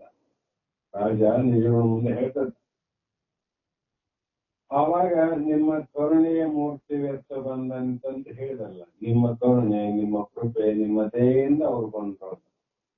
ಆದ್ರೆ ರಾಜ ಹೇಳ್ತಾನೆ, ನಿಜಗೊಂಡ್ರು ಅದರ ಫಲವೆಲ್ಲ ಈ ನಮ್ಮ ವೈದ್ಯರಿಗೆ ಸೇರಬೇಕಾದ, ಅದರ ಫಲ ವೈದ್ಯರಿಗೆ ಅಂತ ನಿಜಗೊಂಡು ಹೇಳಿ ವೈದ್ಯರತ್ತ ನೋಡುವಾಗ ಆ ವೈದ್ಯರು ಹೇಳಿದ್ರು, ಎಲ್ಲಿಯಾದ್ರೂ ಉಂಟೆ ಸ್ವಾಮಿ, ನಿಮ್ಮ ಸಂಕಲ್ಪ ರೂಪಕವಾದ ಆತುರದ ಆಜ್ಞೆ ಇಲ್ಲದಿದ್ದರೆ ನಾನು ಅಲ್ಲಿಗೆ ಹೋಗುವುದಾದರೂ ಸಾಧ್ಯವಾಗುತ್ತಿದ್ದೆ. ನೀವೆಂತ ಆತುರ, ಎಷ್ಟು ಅರ್ಜೆಂಟ್ ಆಗಿ ಯಾವುದನ್ನು ಲಕ್ಷಿಸದೆ, ವೈರಿ ಎನ್ನದೆ, ಇನ್ನೊಂದು ನೋಡದೆ ಕರುಣಾದೃಷ್ಟಿಯಿಂದ ಮೊದಲು ಹೋಗಿ ಆ ರಾಜನ ಮಗನನ್ನ ಮರಣ ಮುಟ್ಟುವಿನಿಂದ ಪಾರು ಮಾಡಿ ಬರಲಿ ಎಂಬ ಉದ್ದೇಶದಿಂದ ಆಜ್ಞೆ ಮಾಡಿದ್ರಲ್ಲ, ನೀವು ಆಜ್ಞೆ ಮಾಡದಿದ್ದರೆ ನಾನು ಓದಿದ್ದೇನು, ಹೋಗಕ್ಕಾಗ್ತಿದ್ದೇನು? ಇಲ್ಲ. ಅದಕ್ಕಾಗಿ ಆದುದರಿಂದ ಮಾಂಡಲಿಕರೇ, ಇದಕ್ಕೆಲ್ಲ ನಮ್ಮ ಮಹಾರಾಜರೇ ಕಾರಣ. ರಾಜ್ಯವೈದ್ಯರಿಗೆ ಮುಟ್ಲ ಅಂತ ನಿಜವಂತರ, ನಿಜವರಿಗೆ ಸಲ್ಲಬೇಕಂತ ರಾಜ್ಯವೈದ್ಯರಂದ್ರು. ಅಂದು ನನ್ನನ್ನು ನಿಮ್ಮ ಬಳಿ ಕಳುಹಿಸುವಾಗ ಇವರ ಮುಖದಲ್ಲಿ ವ್ಯಕ್ತವಾಗುತ್ತಿದ್ದ ದುಗುಡವನ್ನು ನೋಡಬೇಕಾಗಿತ್ತು. ತಮಗೆ ಆ ಕಾಯಿಲೆ ಆಗಿರುವಷ್ಟು ಸಂಕಟವನ್ನು ಅನುಭವಿಸುತ್ತಿದ್ದರು.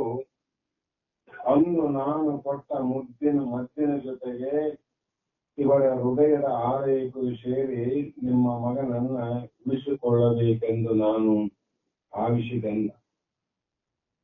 ನಿನ್ನ ಮಗನಿಗೆ ಈ ಪರಿಸ್ಥಿತಿ ಬಂದಾದ ಅಂತ ಅಂದಾಗ ನಿಜಗುಣರಿಗೆ ಮುಖದಲ್ಲಿ ಎಂಥ ಛಾಯೆ ಇತ್ತಂದ್ರೆ, ಸ್ವತಃ ತನಗೆ ಆ ರೋಗ ಬಂದಿದೆ ಅನ್ನೋಷ್ಟು ದುಃಖವನ್ನು ಅನುಭವಿಸಿದ ಮನುಷ್ಯನಲ್ಲಿ. ಪರರಿಗೆ ಬಂದದಲ್ಲ, ತನಗೆ ಬಂದಾಗ ಎಷ್ಟು ನೋವು ಅನುಭವಿಸ್ತಾರೆ. ತನ್ನ ನೋವಿಗಾಗಿ ಉಪಾಯಕ್ಕಾಗಿ ಎಷ್ಟು ಆತುರಿತಾರೆ. ಅದರಂತೆ ಅವರ ಸಂಕಲ್ಪದಿಂದ ನಿಮ್ಮ ಮಗ ಉಳ್ಕಂಡ ಅಂದಾಗ ನಿಜ ವೈದ್ಯರೇ ತುಂಬಾ ಮಾರ್ಮಿಕವಾಗಿ ಹೇಳಿದ್ರಿ. ನಿಮ್ಮ ಪ್ರಯತ್ನ ಮತ್ತು ಇವರ ಹರಕೆ ಇವೆರಡು ಸೇರಿ ನನ್ನ ಮಗನನ್ನು ಉಳಿಸಿದರು. ನಿಮ್ಮದು ಆದ, ಅವ್ರದ್ದು ಆದ ಎಂದು ಮಾಲೀಕರು ಹೇಳುವುದು ಮುಗಿಯುತ್ತಿದ್ದಂತೆ ನಿಜವರು ಇನ್ನೊಂದು ಮಾತು ನೆನಪಿರಲಿ. ಇವೆಲ್ಲಕ್ಕೂ ಹಿನ್ನೆಲೆಯಾದ ಪ್ರಮುಖವಾದದ್ದನ್ನೇ ನಾವಿಬ್ಬರು ಮರ್ತೀವಿ. ಇದಿರಬಹುದು ಸಾಮಾನ್ಯವಾಗಿ, ಹಿನ್ನೆಲೆ ಏನದ, ಅದೇ ಶಂಭುಲಿಂಗನ ಕೃಪೆ ಅಂತ. ಪರಮಾತ್ಮನ ಗುರುನಾಥನ ಕೃಪೆ. ಆ ಕೃಪೆನೇ ನನಗೂ ಮತ್ತು ನಿನಗೂ ಕಾರಣ. ಮುಂದ ಕಾರ್ಯ ನಾನಾಗಿರ್ಬೋದು, ನೀನು ಆಗಿರ್ಬೋದು, ಇದೆಲ್ಲ ನೆಪ ಮಾತ್ರಕ್ಕೆ ಅಂದಾಗ ಹೌದೌದು, ಅದಂತೂ ಸತ್ಯವಾದ ಮಾತು. ಆದರೆ ಆ ಶಂಭುಲಿಂಗನ ಕೃಪೆ ನಮಗೆ ನೇರವಾಗಿ ಬರಲಿಲ್ಲ. ನಿಜವೇ ನಿಮ್ಮ ರೂಪದಲ್ಲಿ ನಮಗೆ ಬಂದಿದಂತ ಆ ಪರಮಾತ್ಮ ಯಾವ ರೂಪದಲ್ಲಿ, ಆ ಪರಮಾತ್ಮ ಕೃಪೆ ಇಲ್ಲ. ನಿನ್ನೆ ಹೇಳಿ, ಯಾಕಂದ್ರೆ ತೃಣಮಕ್ಕೆ ನ ಚಲತೆ, ಒಂದು ಹುಲ್ಲು ಕಡ್ಡಿ ಕೂಡ ಅಲುಗಾಡುವುದಿಲ್ಲ. ಆದರೆ ನೇರವಾಗಿ ಪರಮಾತ್ಮ ಬಂದು ಅಲುಗಾಡಿಸಂಗಿಲ್ಲ.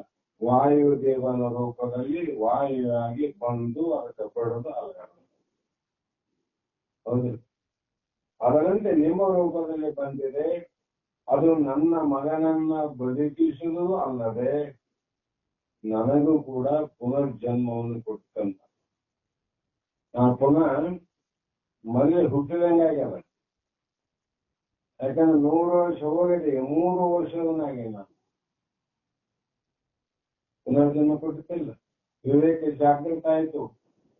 ಆ ಕಾರಣ ಕ್ಷಣ ಕಾಲ ಬಿಟ್ಟು ಮತ್ತೆ ನಿಜಗಳನ್ನು ಕುರಿತು ಅದಾವ ಒಳಿತನ್ನು ನಾನು ಮಾಡಿದ್ದೇನೆಂದು ನಿಜಗೊಂಡ್ರೆ ನಾನು ಯಾವ ಒಳ್ಳೆಯದನ್ನು ನೀವು ಮಾಡಿದ್ದೇನೆಂದು ತಿಳಿದುಕೊಂಡು ಇಂಥ ಅಪಾರವಾದ ಕೃಪೆಯನ್ನ ನನ್ನ ಮೇಲೆ ತೋರಿಸಿದರೆ, ಹಾಗೆ ನೋಡಿದರೆ ನಾನು ನಿಮ್ಮ ವಿಚಾರದಲ್ಲಿ ನಡೆದುಕೊಂಡ ಉದ್ಧಟತನದ ಅಹಂಕಾರಕ್ಕಾಗಿ, ಅಜ್ಞಾನಕ್ಕಾಗಿ ಈ ಅವಕಾಶವನ್ನು ನೀವು ಬಳಸಿಕೊಂಡು ನನ್ನ ವಂಶವನ್ನೇ ನೀವು ನಿರ್ಮೂಲನೆ ಮಾಡಬಹುದಾಗಿತ್ತು. ವಂಶ ಉಳಿಸೋದಲ್ಲ.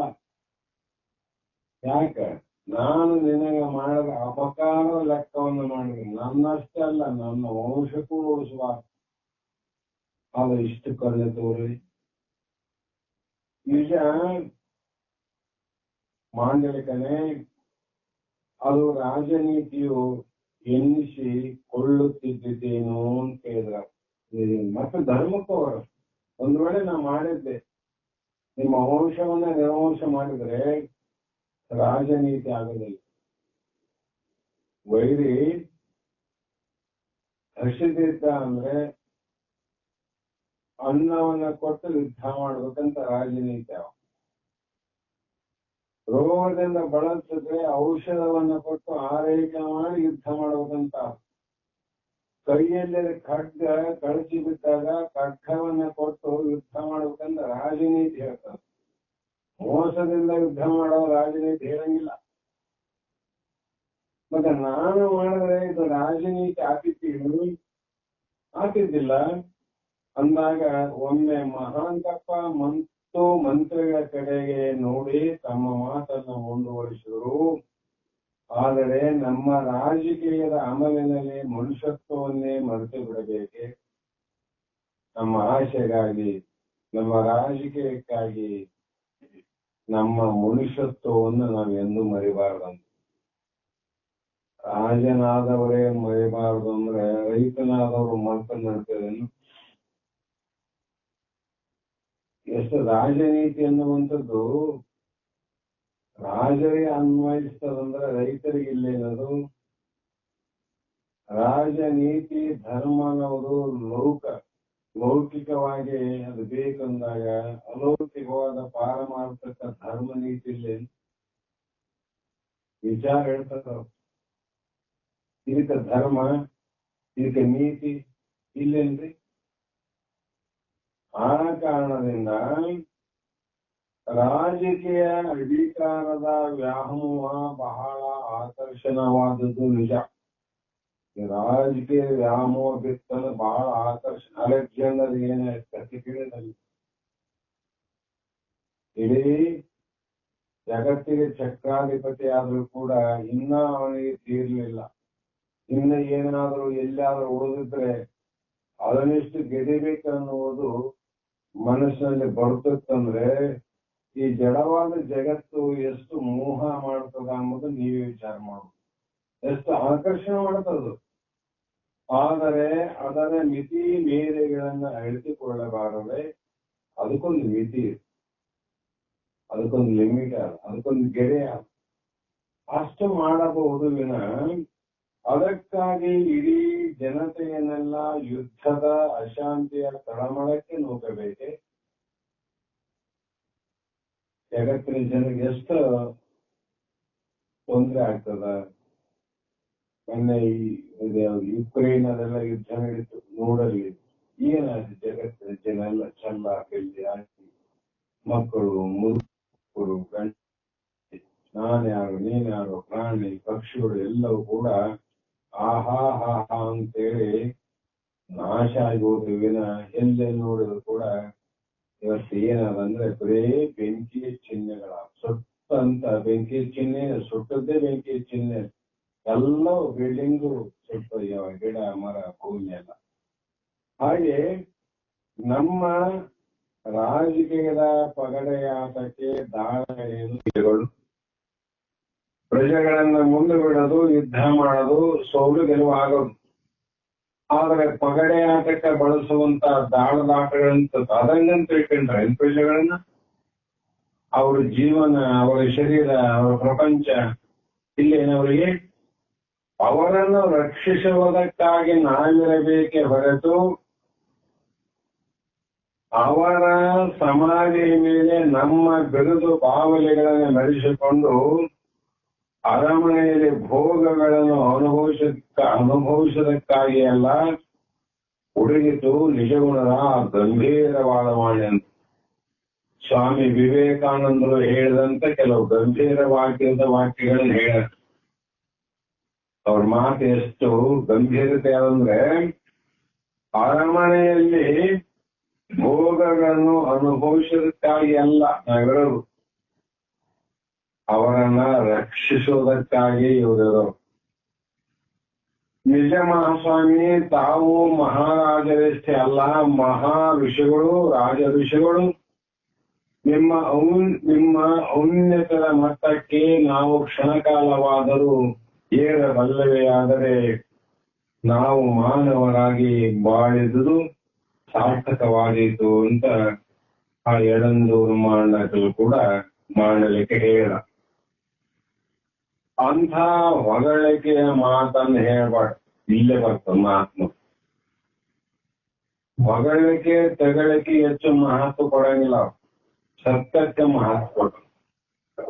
ನಮ್ಮ ಮಾತು ಕೇಳಿದ ಮೇಲೆ ನಿಮಗೆ ಅನಿಸಿರಬಹುದು, ನೀವು ಹೊಗಳುತ್ತದೆ, ಆದರೆ ಹೊಗಳಿಕೆಯ ಮಾತನ್ನು ಹೇಳಬೇಡಿ ಮಾಡಲಿಕ್ಕರೆ ನನ್ನ ಗುರುಗಳ ಕರುಣೆಯಿಂದ ಆ ಆದರ್ಶದ ಗುರಿಯನ್ನು ಅರಿತಿದ್ದೇನೆ ಅಷ್ಟೇ. ಏನಂತ ಹೇಳಿ, ನನ್ನ ಗುರುಗಳ ಆದರ್ಶದ ಮಾತು ಅವರಿಂದ ನಾನು ತಿಳ್ಕೊಂಡೀನಿ. ರಾಜನಾಗಿ ಇರಲಿ, ರೈತನಾಗಿ ಇರಲಿ, ಸಾಮಾನ್ಯ ವ್ಯಕ್ತಿನಾಗಿರಲಿ, ಒಟ್ಟಿನಲ್ಲಿ ಮಾನವ ಕುಲಕ್ಕೆ ಜಯವಾಗಲಿ ಎನ್ನುವ ಘೋಷಣೆ ಏನದ, ಅದು ಎಲ್ಲರಿಗೂ ಸಂಬಂಧಪಟ್ಟದ್ದು. ಸರ್ವೇ ಜನ ಸುಖಿನೋ ಭವಂತು. ಈ ಆದರ್ಶ ತತ್ವವನ್ನು ಎನ್ನ ಗುರುಗಳು ನನಗೆ ಹೇಳಿಕೊಟ್ಟ. ಆ ಕಾರಣದಿಂದ ನಾನಿನ್ನು ಸಾಧನೆಯ ಮೊದಲ ಹಂತದಲ್ಲಿದ್ದೇನೆ. ರಾಜನೇ ಆಗಲಿ, ಮಂತ್ರಿಯೇ ಆಗಲಿ, ಪ್ರಜೆಯೇ ಆಗಲಿ, ನಾವೆಲ್ಲರೂ ಆ ಗುರಿಯ ಕಡೆಗೆ ನಡೆಯಬೇಕಾದ ಸಹ ಯಾತ್ರಿಕರಷ್ಟೇ. ಅವರ ಗುರಿಯನ್ನ ಮುಟ್ಟುವ ಯಾತ್ರಿಕರು, ಪ್ರವಾಸಿಕರು ನಾವು. ಆ ಗುರಿಯನ್ನು ನಾವು ಮುಟ್ಟಬೇಕಾಗ ರಾಜ ಆದ್ರಿ, ರೈತ ಆದ್ರಿ, ನೀನಾದ್ರಿ, ನಾನಾದ್ರಿ ಅಂತ ಹೇಳಿದಾಗ, ನೀವು ಸೈನ್ಯವನ್ನ ತೆಗೆದುಕೊಂಡು ದಂಡೆತ್ತಿ ಬಂದಿದ್ದರೆ ಬಹುಶಃ ನನ್ನ ರಾಜ್ಯವನ್ನ ಮಾತ್ರ ಗೆಲ್ತಿದ್ರಿ. ಆದರೆ ಇಂದು ನನ್ನ ಸರ್ವಸ್ವವನ್ನೇ ನೀವು ಗೆದ್ದಿರಂದ. ಯಾರು? ಎಳಂದು ರಾಜ. ಇವ್ರ ಮಾತುಗಳನ್ನು ಕೇಳಿ ನೀವು ಒಂದು ವೇಳೆ ದಂಡೆತ್ತಿ ಬಂದಿದ್ರಿ, ನಮ್ಮ ರಾಜ್ಯವನ್ನ ನೀವು ಗೆದಿಬಹುದಾಗಿತ್ತು, ಆದ್ರೆ ನನ್ನ ಮನಸ್ಸನ್ನ ಗೆದಲಿಕ್ಕೆ ಆಗ್ತಿದ್ದಿಲ್ಲ. ಒಬ್ಬ ರಾಜನ ಮನಸ್ಸನ್ನ ಗೆದ್ದಿದ್ದಾದ್ರೆ ಅವನು ಇಡೀ ರಾಜ್ಯವನ್ನು ಗೆದ್ದಂತ. ರಾತ್ರಿ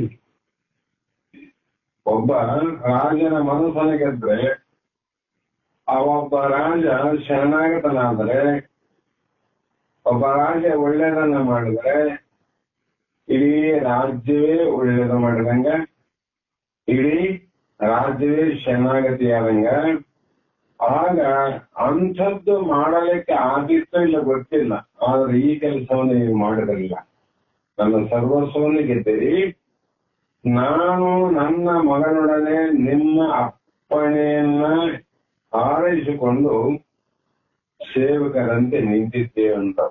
ನಾನು ನನ್ನ ಮಗ ಇವತ್ತಿನಿಂದ ಆ ರಾಜ್ಯದಲ್ಲೇ ರಾಜರಾಗಿದ್ದರೂ ಕೂಡ ನಿಮ್ಮಲ್ಲಿ ನಾವು ಸೇವಕರು.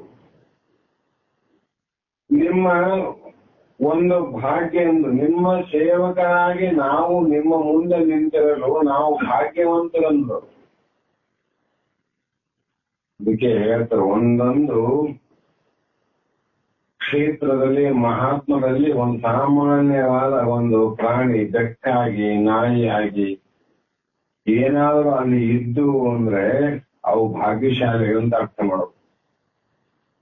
ಇಂಥ ಪುಣ್ಯಾತ್ಮರು ಎದುರುಗಡೆ ಮನುಷ್ಯನಾಗಿ ನಿಂತವರು ಇವ್ರ ಹೆಂಗ ಭಾಗ್ಯಶಾಲಿಗಳಾಗಿಲ್ಲ. ಅದಕ್ಕೆ ನಾವು ಬಹಳ ಭಾಗ್ಯಶಾಲಿಗಳು. ಆತನ ಮಾತು ಮುಗಿಯುವುದರೊಳಗೆ ಆತನ ಮಗನೂ ಕೂಡ ಧ್ವನಿಗೂಡಿಸಿದ. ನಮ್ಮ ತಂದೆಯವರು ಹೇಳಿದಂತೆ ಮಾತಿಗೆ ಮೀರಿದ ಪ್ರೇಮದಿಂದ ನೀವು ನಮ್ಮ ಸರ್ವಸ್ವವನ್ನು ಗೆದ್ದಿರಿ. ನಮ್ಮ ಮೇಲೆ ವಿಜಯ ಧ್ವಜವನ್ನೇ ಸ್ಥಾಪನೆ ಮಾಡಿ. ಸಾಲಿ ಅದು ಪತಾಕೆ ಅಂತ ಜಾಂಡ ಧ್ವಜ ಹಾರಿಸ್ತಾರೆ. ಅದನ್ನು ಹೆಮ್ಮೆಯಿಂದ ನಾವು ಹೊತ್ತು ಮೆರೆದು ಸಾರ್ಥಕಪಡಿಸಿಕೊಳ್ಳುತ್ತೇವೆ ಜೀವನವನ್ನು ಅಂತ ಮಗನು ಕೂಡ ಹೇಳಿ ನೋಡಿ. ಅಂದ್ರೆ ಎಂಥ ಶಾಂತಿ ಖಡ್ಗದಿಂದ, ನೀತಿಯಿಂದ, ಧರ್ಮದಿಂದ ಏನನ್ನಾದರೂ ಮಾಡಲಿಕ್ಕೆ ಸಾಧ್ಯ ಇದೆ. ಇರಲಿ ರಾಜಕುಮಾರ, ನಾನು ಮಾಡಿದ ಮಾನವೀಯತೆಯ ಒಂದು ಸಣ್ಣ ಕರ್ತವ್ಯ. ನಿಮ್ಮ ಒಳ್ಳೆಯ ಸಂಸ್ಕಾರದಿಂದ ನಾನು ಸಣ್ಣದು ಮಾಡಿದ್ರು ನಿಮ್ಗೆ ದೊಡ್ಡದಾಗಿ ಕಾಣ್ತದಂದ್ರು ನೋಡ್ರಿ ಹೆಂಗ ಅವ್ರ ಮಾತು. ನಾವು ನಮ್ಮ ವಿಚಾರಗಳೇ ಬೇರೆ, ಅವರ ಮಹತ್ವ ವಿಚಾರಗಳೇ ಬೇರೆ. ಅತಿ ದೊಡ್ಡದಾಗಿ ಕಾಣುತ್ತದ, ನಾ ಮಾಡಿ ಸಣ್ಣದಂತಾರ. ಇದು ನನ್ನ ವಿಜಯ ಧ್ವಜವಲ್ಲ, ಮನುಷ್ಯತ್ವದ ಒಳ್ಳೆಯತನದ ಮೇಲೆ ಶಿವಕೃಪೆಯ ಸ್ಥಾಪಿಸಿರುವ ವಿಜಯದ ಧ್ವಜ ಅಂತ. ಶಿವನಿಗೆ ಪರಮಾತ್ಮ ಜಯಿಸಿದ್ದು ನಮ್ಮ ಜಯ ಅಲ್ಲ, ಇದು ಶಿವನ ಕೃಪೆ. ಅದೇ ಧ್ವಜ. ಇದನ್ನು ನಾವೆಲ್ಲ ಹೊತ್ತು ಮೆರೆಸೋಣ. ಇದು ನೀನೊಬ್ಬನೇ ಅದನ್ನು ಹೊತ್ತುಕೊಂಡು ಮೆರೆಸ್ತೀನಿ ಎಂಬ ಭಾವ ಇತ್ತಲ್ಲ, ನಿಂದಷ್ಟೇ ಅಲ್ಲ, ನಮ್ದಷ್ಟೇ ಅಲ್ಲ, ಇಡೀ ಜಗತ್ತಿನಲ್ಲೇ ಇದು ಮೆರಿಬೇಕಂದ್ರ. ಮನೆಗಷ್ಟೇ ಅಲ್ಲ, ಮಠಕ್ಕಷ್ಟೇ ಅಲ್ಲ, ಊರಿಗಷ್ಟೇ ಅಲ್ಲ, ಜಗತ್ತಿಗಷ್ಟೇ. ಹಾಗಾಗಿ ಏನು ಅಂತಪ್ಪ ಮಹಾಮಂತ್ರಿಗಳೇ, ಇದಕ್ಕೆ ನಿಮ್ಮ ಅಭಿಪ್ರಾಯ ಅಂತ ಕೇಳಿದ್ರು ಆ ಸಭೆಯಲ್ಲಿ ನಿಜಮನವರು. ಅವಾಗ ನಾನಂತೂ ಅದ್ಭುತ ಪವಾಡ ದರ್ಶನ ಮಾಡಿದಂತೆ ಮೂಕನಾಗಿದ್ದೇನೆ ಮಹಾಪ್ರಭು ಅಂತ ಮಂತ್ರಿಗಳು ಹೇಳಿದ್ರು. ಇದೇನ್ ದೊಡ್ಡ ಪವಾಡ ನಡೆಯಕತ್ತದ ಇಲ್ಲಿ, ಇದು ಸಾಮಾನ್ಯ ಅಲ್ಲ. ಒಬ್ಬ ವೈರಿಯ ರಾಜ ಯುದ್ಧ ಮಾಡಲಾರದೆ ಒಬ್ಬ ರಾಜನಿಗೆ ಶರಣಾಗತನಾಗಿ ತನ್ನ ಮನಸ್ಸನ್ನ ಪರಿವರ್ತನೆ ಮಾಡಿಕೊಂಡಂತ ಈ ಸಂದರ್ಭ, ಈ ಸಮಯ, ಗಳಿಗೆ ಏನದ ಈ ದೊಡ್ಡ ಪವಾಡ ಅಂತ. ಉಳಿದು ಪವಾಡ ಯಾವ ಮಾಡ್ತಾರೆ ಹೋಗ್ತಾವ ಪ್ರಶ್ನೆ ಬೇರೆ. ಈ ಸಮಾರಂಭವನ್ನ ನಾವು ಯಶಸ್ವಿಯಾಗಿ ಇನ್ನೂ ಆರಿಸಬೇಕು ಮಹಾಸ್ವಾಮಿ. ಇದನ್ನು ತಿಳಿದ ಜನತೆಯಂತೂ ಸಂತೋಷದ ಕಡಲಿನಲ್ಲಿ ಓಡಾಡುವುದರಲ್ಲಿ ಸಂದೇಹವೇ ಇಲ್ಲ. ಮಹಾಂತಪ್ಪ ಇರದ ನಿಜ ಗುಣದ ಒಳ್ಳೆಯತನದ ಪ್ರಭಾವ ಪರಿಣಾಮಕಾರಿಯಾಗಿ ಪರ್ಯಾವಸಾನವಾದುದಕ್ಕಾಗಿ ಆತನಿಗೆ ತುಂಬಾ ಸಂತೋಷ. ಎಲ್ಲರಿಗೂ ಆನಂದವೇ ಆನಂದ. ಮಹಾಂತಪ್ಪ, ಮಂತ್ರಿ, ರಾಜವೈದ್ಯರಿಗೂ, ನಿಜಮರಿಗೂ, ಮಾಂಡಲಿಕ ರಾಜನಿಗೂ, ರಾಜನ ಮಗನಿಗೂ. ಹೌದು ಮಹಾಂತಪ್ಪ, ನಮ್ಮ ಮಾನ್ಯ ಅತಿಥಿಗಳಾಗಿ ಬಂದಿರುವ ಇವರ ಸತ್ಕಾರ ಸಮಾರಂಭ ನಮ್ಮ ವಿಶೇಷ ದರ್ಬಾರ ಮಂದಿರದಲ್ಲಿ ನಡೆಯಲು ಇವರು ಸತ್ಕಾರ ಕೆಲಸ ಅದು ಎಲ್ಲಿ ದರ್ಬಾರದಲ್ಲಿ ನಡೀಲ ಎಲ್ಲ ಮಂದಿ ಮಾಡ್ತಾರೆ. ಆ ಮಂಟಪದಲ್ಲಿ ಜನರ ಮಧ್ಯದಲ್ಲಿ ಮಾಡೋ ಸನ್ಮಾನಗಳು ಬೇರೆ, ಕೆಲವು ವ್ಯಕ್ತಿಗೆ ಎಲ್ಲರೂ ಹೋದ ಮೇಲೆ ಮೂಲೆ ಕುಂತಿಸಿ ಮಾಡೋದು ಬೇರೆ. ಇದರಲ್ಲೇ ಎರಡು ಮನೆ ಸಣ್ಣ. ಆದ್ರೆ ನಿಜಗಳು ಹೇಳಿದ್ರು, ಇವನ್ನ ದರ್ಬಾರದ ಕೋಣೆಯಲ್ಲಿ ಸನ್ಮಾನಕ್ಕೆ ವ್ಯವಸ್ಥೆ ಮಾಡೋದು. ಕಾರಣ ಏನಂದ್ರೆ ಒಳಗೆ ಏನಾದ್ರು ಗುರಿ ಅಂದ್ರೆ ಒಳ್ಳೆತನದ ವಿಚಾರವನ್ನು ಮುಂದಿಟ್ಟು ಹೋಗ್ತಾವ. ಒಬ್ಬ ವೈರಿಯನ್ನ, ಒಬ್ಬ ದುಷ್ಟನನ್ನ, ಒಬ್ಬ ಅನೀತಿ, ಒಬ್ಬ ಅಧರ್ಮಿ ಆಗಿರ್ತಕ್ಕಂಥ, ಒಬ್ಬ ಅಜ್ಞಾನಿಯಾಗಿರ್ತಕ್ಕಂಥ ವ್ಯಕ್ತಿಯನ್ನ ಮಹಾತ್ಮನ ಮನಸ್ಸನ್ನ ಮಾಡಿದರೆ ಯಾವ ರೀತಿಯಿಂದ ಆದರೂ ಕೂಡ ಬದಲಾವಣೆ ಮಾಡಬಹುದು ಅನ್ನುವಂಥ ಸಂದೇಶ ಹೋಗಲಂತ. ಇದಷ್ಟೇ ಅಲ್ಲ ಅವ್ರು ಮಾಡಿರುತ್ತೆ, ಬೇರೆ ಏನ್ ಮಾಡ. ಕಾರಣ ಈ ಸಂತೋಷದ ಸಮಾರಂಭವನ್ನ ನಮ್ಮ ಉತ್ಸವ ರೂಪದಲ್ಲಿ ಆಚರಿಸುವಂತೆ ಎಲ್ಲಾ ಏರ್ಪಾಡನ್ನು ಮಾಡ್ರಂತ ಹೇಳಿದ. ಆಗ ನಿಜಗುಣರ ಈ ಅಪ್ಪಣೆ ಅದಕ್ಕೆ ಅವರ ಮಾಡಬೇಕು ಅನ್ನುವಂತ ಮಿಗಿಲ ಹೆಚ್ಚಾದ ಉತ್ಸಾಹ ರೂಪವನ್ನ ತಾಳಿ ಮಾಂಡಲಿಕನು ಅವನ ಮಗನು ಸಂಕೋಚದಿಂದ ಭಾಗವಷ್ಟದ ಮಟ್ಟಿಗೆ ದರ್ಬಾರಿನ ಸತ್ಕಾರ ಸಮಾರಂಭಕ್ಕೆ ಬಂದ್ರು. ನೋಡ್ರಿ ಹೆಂಗ್ ಬಂದ್ರು, ಹಿಂಗ್ ಹೋಗೋರು ಹಿಂಗ್ ಬರ್ತದೆ. ಭಾಗವದಂದ್ರೇನು, ಶರಣಾಗತರಾಗಿ ಬಂದ್ರು. ಕಿಕ್ಕಿನ ತುಂಬಿದ ಆ ವಿಸ್ತಾರವಾದ ದರ್ಬಾರ ಮಂದಿರದಲ್ಲಿ ಸ್ವತಃ ನಿಜಗುಣರೇ ಸಿಂಹಾಸನದಿಂದ ಇಳಿದು ಬಂದು ಅವರನ್ನು ತಮ್ಮ ಪಕ್ಕದ ಪೀಠಗಳ ಮೇಲೆ ಕುಳ್ಳಿರಿಸಿಕೊಂಡಾಗ ನೋಡ್ರಿ, ತಾವೇ ಸಿಂಹಾಸನ ಇಳಿದು ಬಂದು ತಾವೇ ಕೈ ಹಿಡ್ಕೊಂಡು ಹೋಗಿ ಪಕ್ಕದ ಸಿಂಹಾಸನವನ್ನು ಕೂರಿಸಿ ಆಗ ಜನತೆಯ ಜಯಘೋಷ ಮುಗಿಲಿ ಬಿಟ್ಟಿತ್ತು ನೋಡ್ರಿ, ಜಯವಾಗಲಿ.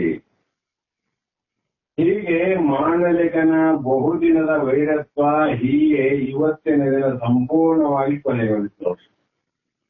ಎಷ್ಟೋ ಬಹುಕಾಲದಿಂದಿದ್ದಂತ ವೈರತ್ವ ಕ್ಷಣಕಾಲದಲ್ಲೇ ಪರಿವರ್ತನೆ.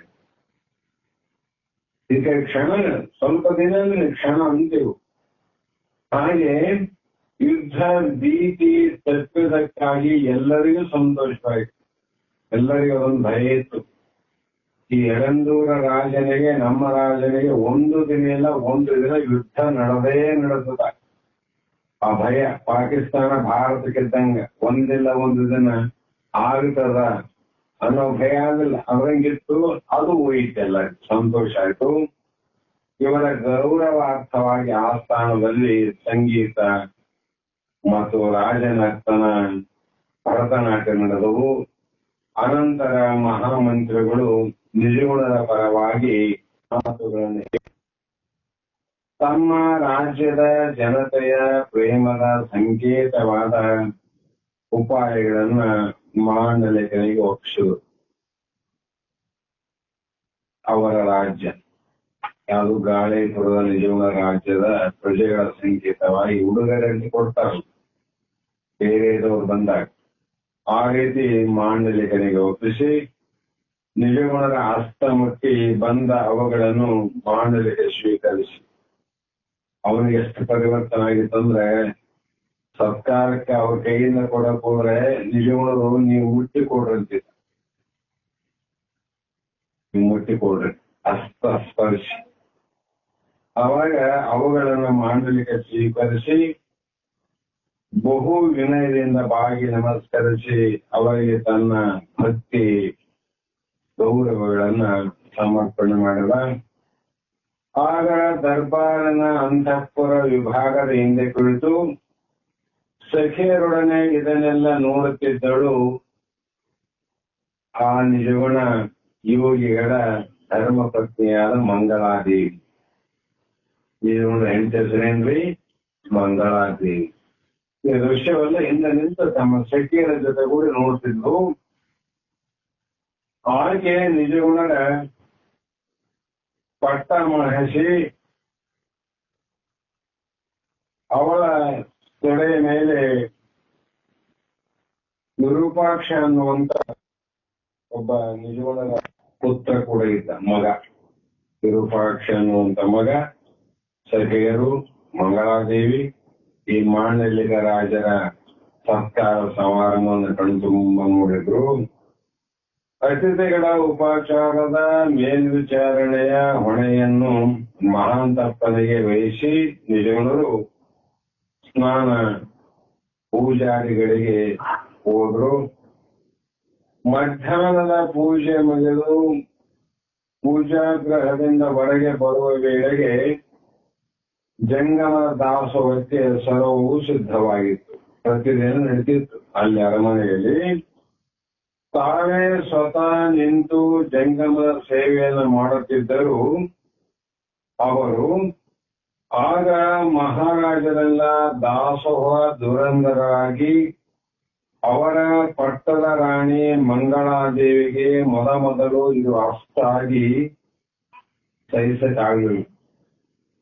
ನಡೀತಾ ಮೊದಲು ಇರವೆ, ನಂತರದಲ್ಲಿ ಇವಾಗ ಮೊದಲು ಯಾರಿದೆ ಕೇಳೋದು ಏನೇನು ಸುಮ್ಮನೆ ಆಯ್ತು ಅದಾಯ್ತು ತಿಂತಿರ್ತಾರೆ. ಆಕೆಗೇನಿತ್ತು, ಆದರೂ ಅವರ ದಾಕ್ಷಿಣ್ಯಕ್ಕೆ ಕಟ್ಟು ಬಿದ್ದು ಜಂಗಮದ ಸೇವೆಯನ್ನ ನೆರವೇರಿಸಿದಲ್ಲದೆ ವಿಧಿ ಇಲ್ಲ. ಆದ್ರೆ ಅಪ್ಪಣೆ ನಡೀತಿದ್ದಿಲ್ಲ, ಮನಸ್ಸು ನಡೀತಿದ್ದಿಲ್ಲ. ಹಾಗಾಗಿ ಅದು ನಡೆಸಿದ್ದು ಹೊರಟಿದ್ರು. ಸಂಪತ್ತಿನ ಸಾರ್ಥಕತೆ ಸೇವೆ ಇಲ್ಲದೆ ಮಂಗಳ, ರಾಜತ್ವದ ಅಹಂಕಾರದಿಂದ ನಾವು ಮೆರೆಯಬಹುದು. ಆದರೆ ಅದಕ್ಕಿಂತ ಮಿಗಿಲಾದ ಶಾಶ್ವತ ಪದವಿ ಈ ಜಂಗಮ ದಾಸೋಹದಿಂದ ಬರುವ ದಿವ್ಯ ತೃಪ್ತಿ ಎಂದು ಅನೇಕ ರೀತಿಯಲ್ಲಿ ಅನೇಕ ಸಲ ನಿಜಗುಣರು ತನ್ನ ಹೆಂಡತಿ ಮಂಗಳಾದೇವಿಗೆ ಹೇಳ್ತಿದ್ರು. ನೋಡು, ಎಂತಹ ತೃಪ್ತಿ, ಎಂತಹ ಆನಂದ, ಎಂತಹ ಶ್ರೇಷ್ಠ ಅದ ಅನ್ನುವಂತ ವಿಚಾರವನ್ನ ಆಗಾಗ ಹೇಳ್ತಿದ್ರು. ಈ ನಿಜಗುಣರ ಪೂಜಾ ನಿಷ್ಠೆ ಮತ್ತು ಜಂಗಮ ದಾಸೋಹ ಸುತ್ತಮುತ್ತಲು ಜಗಜ್ಜಾಹರಿಯಾಗಿ ಎಲ್ಲರ ಕಿವಿಗಳಿಗೆ ಮುಟ್ಟಿದವು. ಮಾಂಡಲಿಕರ ಕಿವಿಗೂ ಅದು ಬೇಡದೇ ಇರಲಿಲ್ಲ. ಅದನ್ನು ಕೇಳಿದಾಗ ಹಿಂದೊಮ್ಮೆ ಹಾಸ್ಯ ಮಾಡಿ ನಕ್ಕಿದ್ದ ಯಳಂದೂರು ರಾಜ. ಹಿಂದೆ, ಬಹುದಿನದ ಹಿಂದೆ, ನಿಜ ನಿಜ ಸೇವೆಯನ್ನ ಮಾಡಿಕೊಂಡಿರುವುದೇ ಅವನಿಗೆ ಯೋಗ್ಯವಾದದ್ದು. ಅದೇ ನಿಜಗುಣನ ನಿಜವಾದ ಗುಣ. ರಾಜ್ಯಭಾರದ ತೊಡಕನ್ನು ತಪ್ಪಿಸಿ ಸೇವಾ ಕಾರ್ಯವನ್ನೇ ಆತನಿಗೆ ಶಾಶ್ವತವಾಗಿ ಕೊಡುತ್ತೇನೆ ಎಂದು ಗಹಗಹಿಸಿ ನಕ್ಕಿದ್ದ. ಅವನು ಏನಂತ ನಕ್ಕಿದ್ದ ಅಂದ್ರೆ, ಆತನು ಸೇವೆ ಮಾಡುವುದೇ ಆತನಿಗೆ ಯೋಗ್ಯವಾದದ್ದು, ಮಾಡಿಸಿಕೊಳ್ಳೋದಕ್ಕೆ ಯೋಗ್ಯ ಅಲ್ಲ ಅವನು. ರಾಜ ಸೇವೆ ಮಾಡಿಸಿಕೊಳ್ಳೋದಿಲ್ಲ, ಮಾಲಕ ಅವನು. ಆದರೆ ಅವನಿಗೆ ಜೀವನದಲ್ಲಿ ಸೇವಕನಾಗಿ ಇರೋದು. ಮತ್ತೆ ಅದೇ ನಿಜವಾದ ಗುಣ. ರಾಜ್ಯ ಭಾಗದ ತೊಡಕನ್ನು ತಪ್ಪಿಸಿ ಇವನ್ನ ರಾಜ್ಯಭಾಗದಲ್ಲಿ ಇಳಿಸಿ, ರಾಜ್ಯದಲ್ಲಿ ಒಬ್ಬ ಸೇವಕನಂತೆ ಇರಿಸಿ ಆತನಿಗೆ ಶಾಶ್ವತವಾಗಿ ರಾಜ ಅನ್ನೋದು ತಪ್ಪಿಸಿ ಸೇವಕ ಅನ್ನುವುದನ್ನ ಮಾಡೇ ಮಾಡುತ್ತಿದಂತ ನೆಕ್ಕಿದ್ದ ಹಿಂದೆ.